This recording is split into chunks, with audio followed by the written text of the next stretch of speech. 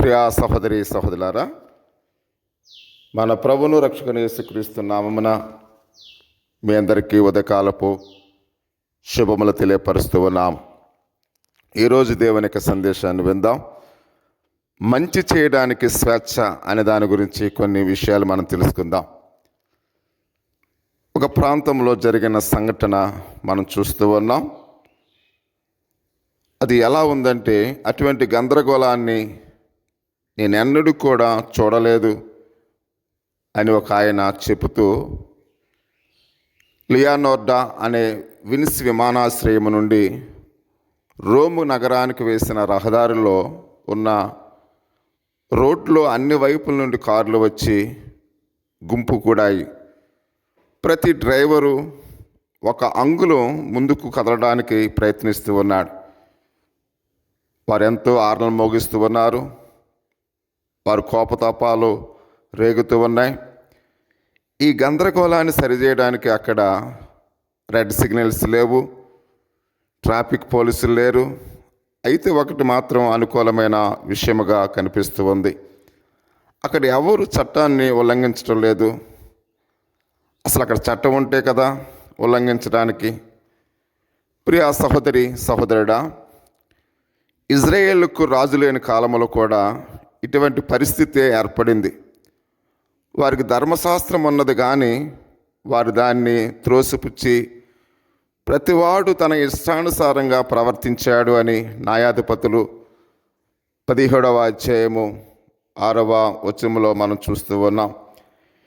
ఇటువంటి స్వేచ్ఛను అనుభవించినందుకు ఫలితంగా వారు ఎంతో గొప్ప మూల్యాన్ని చెల్లించవలసి వచ్చింది. వారు అవిధేయత ద్వారా వారు విగ్రహార్థికులైన అన్యులకు లొంగిపోవలసి వచ్చినట్లుగా న్యాయాధిపతుల గ్రంథంలో మనం చూస్తూ ఉన్నాం. ఇప్పటికీ ఈనాడు అనేక మంది ప్రజలు, అనేక మంది సువార్త ప్రకటించే సేవకులు కూడా, క్రైస్తవులు కూడా దేవుడు తన గురించి వాక్యములో స్పష్టంగా తెలుపుకున్న సంగతులను నిర్లక్ష్యం చేస్తూ ఉన్నారు. దేవుడు ఎలా ఉంటాడో, ఆయన మన వద్ద నుండి ఏమి ఆశిస్తున్నాడో అనే విషయాన్ని గురించి సొంత అభిప్రాయాల్ని ఏర్పరచుకుంటూ వస్తూ ఉన్నట్లుగా మనం చూస్తూ ఉన్నాం. నాస్తిక సంస్కృతికి లొంగిపోయి తమ సొంత ప్రపంచములో జీవిస్తూ ఇష్టం వచ్చినట్లు ప్రవర్తిస్తున్నట్లుగా నేటి ప్రసంగికుల యొక్క జీవిత విధానాలను మనం చూస్తూ ఉన్నాం. అనేక మంది టీవీల్లో, యూట్యూబ్లో క్రైస్తవ సేవకులే ఒకరు ఒకరు పోట్లాడుతూ ఉన్నారు. అంటే వారు దేవుడు చెప్పిన వాక్యాన్ని అర్థం చేసుకోకుండా తమ ప్రపంచంలో తమ ఆలోచనలకు తగినట్లుగా దేవుని యొక్క వాక్యాన్ని వారు ఇష్టమైన వాటిని మలుచుకుని నాస్తిక సంస్కృతికి లొంగిపోయినట్లుగా మనం చూస్తూ ఉన్నాం. అది ఆత్మానుసారముగా, నీతిపరంగా ప్రజల్లో గందరగోళాన్ని సృష్టిస్తూ ఉంది.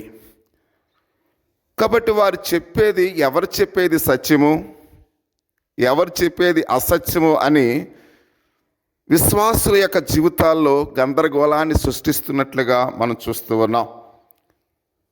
మంచి పనులు చేయడానికే క్రీస్తు మనకు స్వేచ్ఛను ఇచ్చాడు అనే విషయాన్ని ప్రతి ఒక్కరం కూడా జ్ఞాపకం చేసుకోవాలి. ఈనాటి ప్రపంచానికి తెలియచేయాలంటే మనం దేవుని యొక్క వాక్యాన్ని తేలికగా తీసుకొనకూడదు. ప్రియా సహోదరి సహోదరుడా, దేవుని యొక్క వాక్యము ఎంతో విలువైనది. దేవుని యొక్క సత్యము ఎంతో ప్రాముఖ్యమైనది. చిన్న ఉద్యోగం చేయడానికే మన సర్టిఫికేట్లు, మనం ట్రైనింగ్ పొందామా లేదా, మనం అర్హత కలిగి ఉన్నామా లేదా అని వాళ్ళు ఇంటర్వ్యూ చేసి ఆ ఉద్యోగాన్ని మనకిస్తారు. కానీ దేవుని యొక్క సేవలో ఇది ఏమాత్రం కూడా కనిపించడం లేదు. దేవుని యొక్క సేవ అనేది చాలా తక్కువగా, లోకువుగా చూస్తూ ఎవరిష్టం వచ్చినట్టు వారు ఈ బోధలు చేయటం అనేది దేవుని యొక్క విశ్వాస జీవితంలో విశ్వాసులకు నష్టాన్ని కలుగు చేస్తుంది. ప్రియా సహోదరి సహోదరుడా, అందుకనే దేవుని యొక్క సేవకులుగా, విశ్వాసులుగా మనం దేవుని యొక్క వాక్యాన్ని తేలిగ్గా తీసుకోకూడదని నేటి వాక్య భాగములు మనం చూస్తూ ఉన్నాం. దేవుడిచ్చిన స్వేచ్ఛను మంచికే మనము ఉపయోగించాలని ప్రతి ఒక్కరం కూడా తెలుసుకోవలసిన వారమైనట్లుగా మనం చూస్తూ ఉన్నాం. ఒక విలువైన ప్రాముఖ్యమైన మాట మనం విందాం. మనకు స్వేచ్ఛ ఇవ్వబడినది దేవుని చిత్తానుసారంగా నడవడానికే కానీ మనం ఇష్టం వచ్చినట్లు ప్రవర్తించడానికి కాదు. ఈ కొద్ది మాటలు దేవుడు దీవించి ఆశ్రయింపచేయనుగాక. ఆమేన్. చిన్న ప్రార్థన చేసుకుందాం. పరిశుద్ధుడా, మహోన్నతుడా, సర్వాధికారి స్తోత్రాలు తండ్రి, వాక్యం వింటున్న ప్రతి ఒక్కరిని కూడా దీవించమని మా ప్రభువును రక్షకుని యేసుక్రీస్తు నామములో ప్రార్థించి వేడుకుంటున్నాం పరమ తండ్రి. ఆమేన్. మన తండ్రి అయిన దేవుని యొక్క ప్రేమ, కుమారుని యేసుక్రీస్తు కృప, పరిశుద్ధాత్మని యొక్క అన్యోన్య సహవాసం ఇప్పుడు ఎల్లప్పుడు సదా తోడై నడిపించునుగాక. ఆమేన్.